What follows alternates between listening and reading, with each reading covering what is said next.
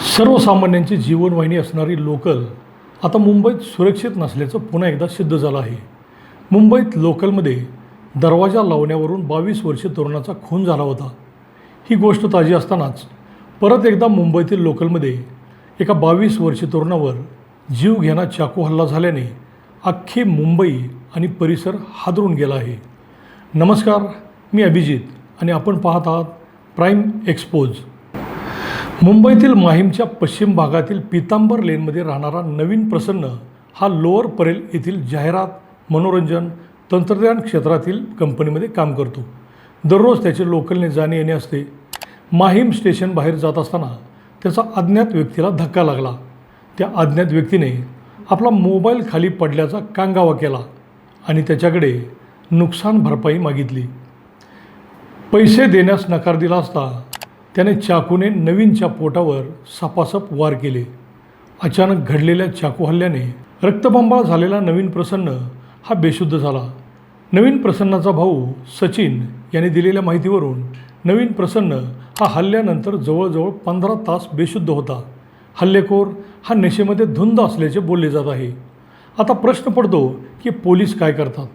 अशा घटना जर वारंवार घडू लागल्या आणि हल्लेखोरांना जबर शिक्षा झाली नाही तर मात्र सर्वसामान्य माणसाचा जीव प्रचंड धोक्यामध्ये येणार आहे। लोकलने प्रवास करायचा की नाही याचा विचार सर्वसामान्यांच्या मनामध्ये येत असूनही लोकलशिवाय मुंबईमध्ये पर्याय नाही आणि अशा घटना जर लोकलमध्ये घडू लागल्या तर त्याची जबाबदारी कोण घेणार? पोलिसांनी आता लोकलमध्ये बंदोबस्त मोठ्या प्रमाणात वाढवणे गरजेचे बनले आहे। संशयित नशेखोर, भामटे अशांना वेळीच पकडून सार्वजनिक ठिकाणी चोप देणे गरजेचे बनले आहे, तरच अशा घटनांवर निर्बंध बसेल। अन्यथा मुंबईची जीवनवाहिनी असलेल्या लोकलमध्ये जर चाकूने हल्ल्याच्या घटना वारंवार घडू लागल्या तर सर्वसामान्य नागरिक प्रचंड धास्तावून जाणार आहे। या दोन्ही घटना ज्या घडल्या त्याचं कारण अतिशय किरकोळ होतं। पहिल्या घटनेमध्ये दरवाजा लावण्यावरून वाद झाला आणि त्यानंतर पुन्हा दुसरा हल्ला झाला, त्यामध्ये धक्का लागण्याचे कारण समोर आलं आहे। त्यामुळे त्याच्या मुळाशी जाऊन पोलिसांना काम करणं गरजेचं बनलं आहे।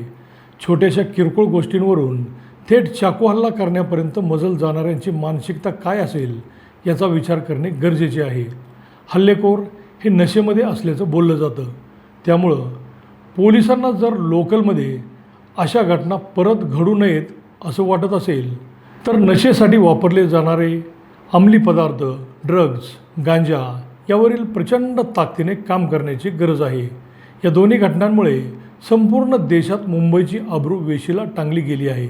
निर्दोष तरुण नवीन प्रसन्न अचानक झालेल्या हल्ल्याने रक्तबंबाळ अवस्थेत जागीच पडला। तो हॉस्पिटलमध्ये मृत्यूशी झुंज देत आहे। हल्लेखोर ज्यावेळी चाकू हल्ला करतात त्यावेळी आसपासचा एकही नागरिक सोडवण्यासाठी पुढे आले नसल्याचे पाहायला मिळालं आणि यामुळेच हल्लेखोरांची हिंमत वाढल्याचेही दिसत आहे। आता पोलिसांनीच अशा हल्लेखोरांना सार्वजनिक ठिकाणी भयंकर चोप देऊन वठणीवर आणलं तरच अशा घटना परत घडणार नाहीत। तुम्हाला याबद्दल काय वाटतं ते कमेंटमध्ये लिहा आणि प्राईम एक्सपोज चॅनलला सबस्क्राईब करा। धन्यवाद।